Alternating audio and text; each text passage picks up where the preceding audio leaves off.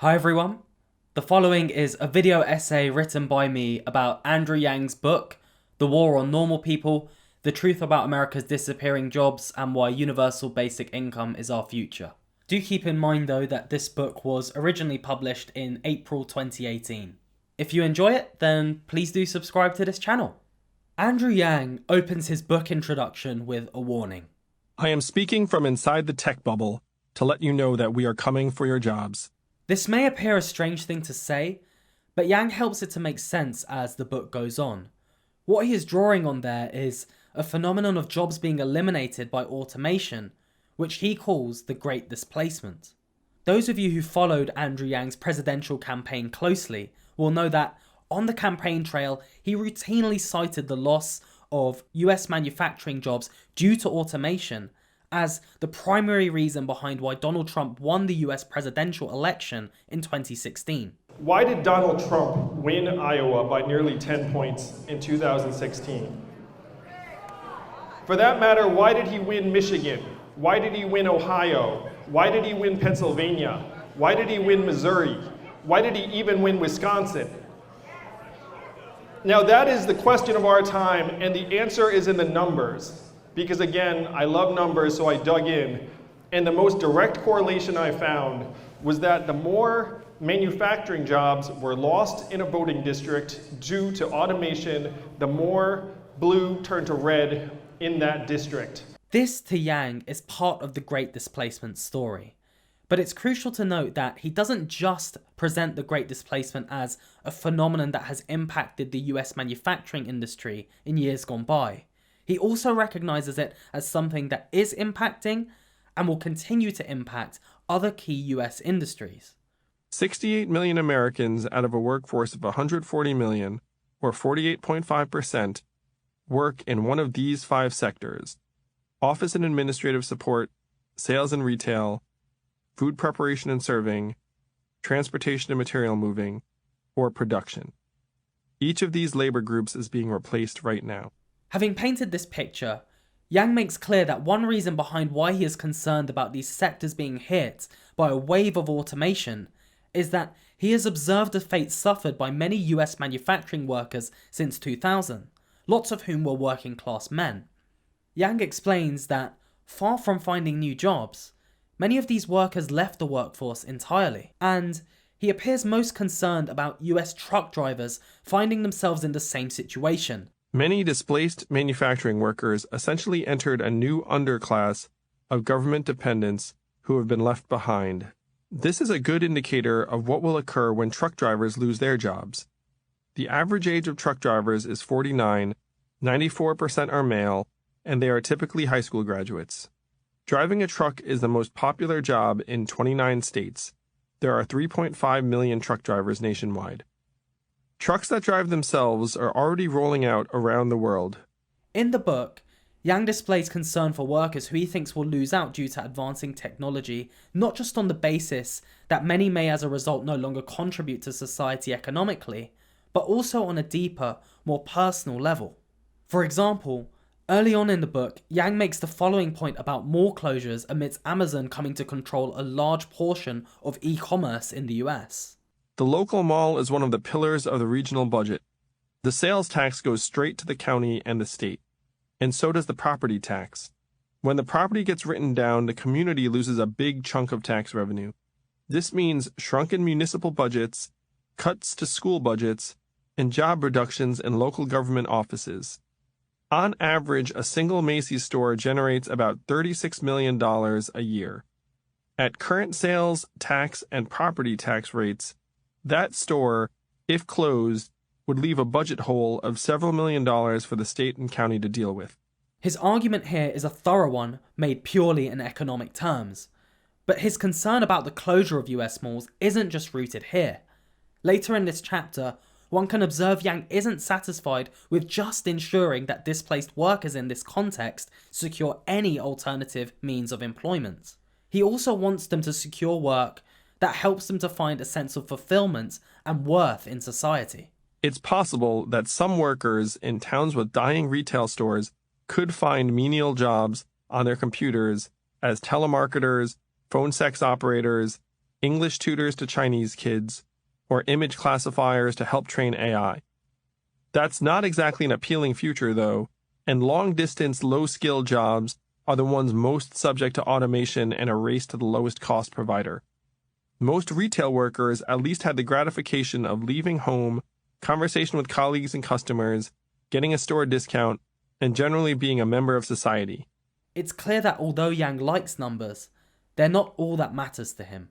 More broadly, although he self-identifies as a capitalist, Yang suggests a dismal future awaits the US unless it undergoes drastic changes to help the many workers who he believes will lose out from how robots, software, AI, and machines will impact the US job market. To me, without dramatic change, the best case scenario is a hyper-stratified society like something out of the Hunger Games or Guatemala with an occasional mass shooting. The worst case is widespread despair, violence, and the utter collapse of our society and economy. This viewpoint may strike some as extreme. Consider, though, that trucking protests were common in the final days of the Soviet Union. A large unemployed group of working-age men is a common feature in Middle Eastern countries that experience political upheaval, and there are approximately 270 to 310 million firearms in the United States, almost one per human being. We are the most heavily armed society in the history of mankind. Disintegration is unlikely to be gentle. In the book, Yang displays an impressive ability to portray the larger context in which the social trends he talks about occur. This, for example, is clear from how he is able to take data and use it to effectively articulate a vision of how the US economy has changed immensely since the 1970s. Since 1973, productivity has skyrocketed relative to the hourly compensation of the average wage earner. How workers are compensated and how their companies perform stopped being aligned over the same period. Even as corporate profitability has soared to record highs, workers are earning less. The share of GDP going to wages has fallen from almost 54% in 1970 to 44% in 2013, while the share going to corporate profits went from about 4% to 11%. Being a shareholder has been great for your bottom line. Being a worker, not so much. I also liked how Yang grasped that the US is in an era where institutions such as the presidency, Congress, banks, the medical system, newspapers, and public schools are trusted less by the American public now than in the 1970s. This is borne out by Gallup polling data.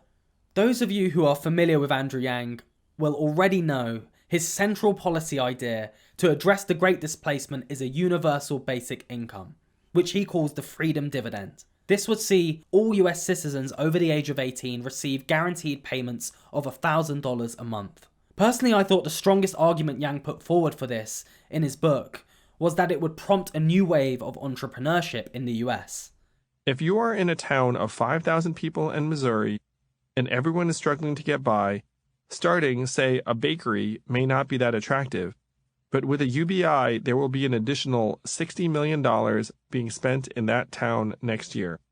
You personally will have an income to fall back on if the bakery doesn't work out.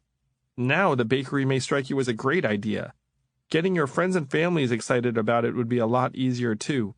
This would play out over and over again throughout the economy, resulting in millions of new jobs.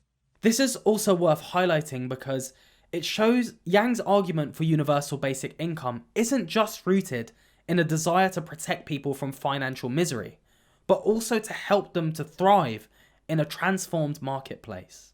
One thing that surprised me about the book was just how much emphasis Yang places on the importance of family stability to society. An example of this is when he says the following while talking about education in the US. One enormous favor we could do for teachers would be to try to keep parents together. Children raised in two-parent households have better outcomes by most dimensions. Technology could potentially help here. One can imagine an AI life coach with the voice of Morgan Freeman trying to help people manage their differences. The government should provide or subsidize marriage counseling to essentially anyone who wants it.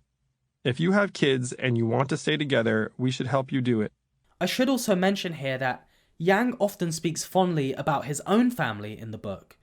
For example, he opens chapter 14, which is about video games and what they mean to young men in particular, by recalling the following. When I was 7, my parents bought me and my brother an Atari 2600, the first mass game console. The game it came with was Asteroids. We played that game an awful lot. One night, we snuck down in the middle of the night, only to discover my dad already playing. My brother and I loved going to local arcades and to try to make a few quarters last as long as possible. I got the impression Yang wouldn't open a chapter in this way if such memories weren't dear to him. To me, the importance Yang places on stable family units on a societal level is a reflection of how much he values his own. I was also surprised to see Yang place a lot of emphasis on the importance of relationship stability more broadly, as evidenced by how he appears to lament what he sees as it not being served well by the way perceptions of relationships on American university campuses have changed. Gender imbalances on many campuses, women now outnumber men 57% to 43% in college nationally, have helped lead to a hookup culture that erodes a sense of connection. 1 in 3 students say that their intimate relationships have been traumatic or very difficult to handle, and 10% say that they've been sexually coerced or assaulted in the past year. The academic Lisa Wade describes an environment where the prevailing norm is to downgrade your partner for days afterward to make sure that they don't catch feelings. What was a couple generations ago an environment to find love and maybe even a partner is now a place where you prove yourself detached enough to ignore someone the next day. Don't also forget that 2 of the benefits Yang lists for his universal basic income proposal are that it will strengthen relationships and support parents in work that they do to raise children. One thing I really appreciated from Yang in the book was that he spends significant time tackling common criticisms of his views head on. Questions such as, won't UBI cause rampant inflation? Shouldn't the US unemployment rate be higher if automation is having the effect you say it does? And won't workers move on to other jobs as the labour market adjusts to new reality? As well as others, are fairly represented and answered in depth by Yang. His responses to such objections made him come across to me as an intellectually honest person who has researched the subject matters he covers in great detail. This may not seem like much to ask for, but for me it was oddly refreshing to see in an age when I frequently come across people who substitute political sloganeering for detail, and come across social media echo chambers where people egg each other on as they misrepresent their critics' arguments. I especially liked how Yang took time to address the argument that people would use their monthly UBI check on stupid things like drugs and alcohol. This is because when I went to Oldham, which, according to the latest figures from the Office for National Statistics, is the most deprived town in England, and asked people there about the prospect of UK adults receiving £822 a month, I encountered this kind of argument on more than one occasion. Most people in Oldham, I don't think they're... There's a few obviously, but in Oldham it's not really, people are very lazy and, they just want to mess about, especially where I live, the communities there. They're not thinking, they're not thinking long term, they're thinking short term, so I don't think that £800 would last them very long. They'd buy like a stupid bag or like coat or something, expensive designer stuff, so nah, I don't think so. Unless you give it to like the older people, or like people who actually know, who have been, brought up in a certain way to know what they're doing. Yang also killed a big misconception I had about automation going into the book. I assumed white-collar jobs would be left largely untouched by automation in my lifetime, but Yang shattered this illusion of mine in chapter 6 of his book. He opens the chapter by presenting a short, coherent article about an earnings report for a jam company. This seemed rather strange and out of place until I turned over the page to discover Yang saying the following. Notice anything off about the piece? The prose isn't going to win any awards, but it's perfectly understandable. As it turns out, the article was written by AI. As a journalist myself, I was gripped by this. Whether this will have a good impact or not on journalism as a whole is a question that Yang doesn't explore in the book. I don't know the answer myself, but I can, for example, envision AI potentially freeing up journalists to do more rewarding investigative work, rather than churning out articles in a bid to chase ad revenue and keep pace with other outlets producing the same news, as many do in the profession's digital age. In any case, it's hard for me to now deny that AI will soon have a big impact on the profession. It's the emphasis Yang places on the distinction between routine and non-routine work that is ultimately what made me think that white-collar jobs would be drastically impacted by automation sooner than I previously thought they would. The important categories are not white collar versus blue collar, or even cognitive skills versus manual skills. The real distinction is routine versus non-routine. Routine jobs of all stripes are those most under threat from AI and automation, and in time, more categories of jobs will be affected. Doctors, lawyers, accountants, wealth advisors, traders, journalists, and even artists and psychologists who perform routine activities will be threatened by automation technologies. In the UK in recent years, we've seen political figures who are largely concentrated on whether or not they'll be able to, in their eyes, unshackle themselves from a powerful force which has a massively negative influence on the landscape of the country. Whether it be Nigel Farage with the EU, Nicola Sturgeon with Westminster, or Jeremy Corbyn with the ultra-rich. What's notable about Yang from his book is that he doesn't present you with a hero versus villain dichotomy of this kind to explain why US society faces many of the troubles it does. This is not to say Yang doesn't ever portray the Great Displacement as an enemy. He does. But what makes Yang's case distinct from the examples I gave of Farage, Sturgeon and Corbyn is that the enemy in his analysis is also presented as a potential means of making society far more humane. The automation wave is coming in part because, if your sole goal is to get work done, people are much trickier to deal with than machines. Acknowledging this is not a bad thing, it is a necessary step toward finding solutions. It may push us to think more deeply about what makes humanity valuable. It's worth considering whether humans are not actually best suited for many forms of work. Consider also the reverse. Are most forms of work ideal for humans? Yang also doesn't see the Great Displacement as something the US can unshackle itself from. He views its impact on the country as ongoing, inevitable, and irreversible. What the US can control, according to him, is how it responds to it. Even the people in tech working on how to automate away jobs are not presented as villains by Yang.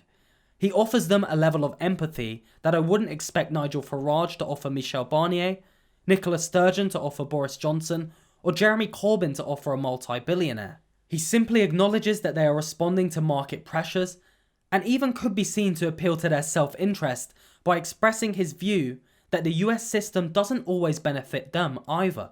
This is not to say that the people in the bubble have it all good. We are anxious about the path ahead too. We feel stuck in place, competing at the top of the pyramid for the most resources for our children. We are constantly asked to choose between family and function, and fear that if we let up for even a little while, our race will be lost. Women choose between time with their children, or having children, and keeping their job. Men choose between life on the road and being bypassed. Children get used to seeing one parent routinely, or maybe no parent at all. We talk openly with our friends about having someplace to fly to when things go south. We compare ourselves to our peers in our high-cost bubble and feel dissatisfied. In the book, Yang is very open about hardships he has personally faced in his life. He talks about being racially abused at school, an episode where he was at fault for a car accident after his college girlfriend at the time broke up with him earlier that day, and reflects on how tough he found raising his children and keeping his marriage together while also being an entrepreneur. My mind almost broke trying to build Venture for America and raise children and stay married simultaneously, despite my wife doing most of the hardest work. You never rest. Basically, being a parent is a ton of freaking work, and doing it alone seems inconceivably difficult. Yang's decision to invoke his facing of such obstacles while making his arguments shows that he views them as key learning experiences, rather than moments to be forgotten. He therefore demonstrates he is who he is today in part because of the difficulties he has faced. This makes him come across as self-aware and down-to-earth, and provides an insight into why many of his supporters are passionate about him as a person, not just his policies.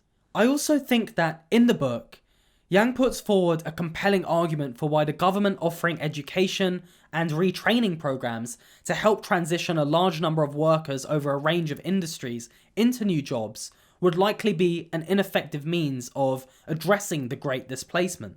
He also makes a strong case against the idea that the US government should guarantee its citizens jobs as automation becomes more prevalent and work less necessary in society.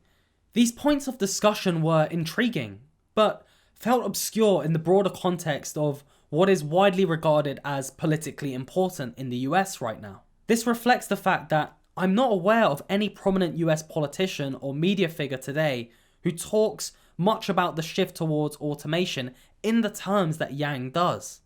I have to ask, if more of them had done so prior to Yang's book being published, then would he have ended up feeling the need to highlight the following about truck drivers in the US? Truck drivers do not see it coming. Indeed, when Bloomberg's Shift Commission in 2017 asked truck drivers about how concerned they were about their jobs being replaced by automation, they almost uniformly weren't concerned at all. My question is an open one that I don't know the answer to, but I think it's worth considering. If I had the opportunity to interview Andrew Yang today, I'd refer him to the following statement he makes in his book in relation to how employers often save tough and unpopular decisions for economic downturns. The real test of the impact of automation will come in the next downturn. Companies will look to replace their call centers and customer service departments with artificial intelligence and hybrid bot worker arrangements. Fast food CEOs will experiment with robot burger flippers. Freight companies will embrace cost savings. Large companies will question why their accounting and legal bills are so high. And on and on. Cost-cutting knives will come out, turbocharged by new automated tools. The question I would then ask him is if he believes the coronavirus outbreak is the event that will precipitate the situation he describes there in the US. Thanks for watching, everyone. The next book I'm going to be reviewing is called Politics is Murder by Nick Tyrone. But if you have any recommendations for other books you'd like me to review here, then let me know in the comments below.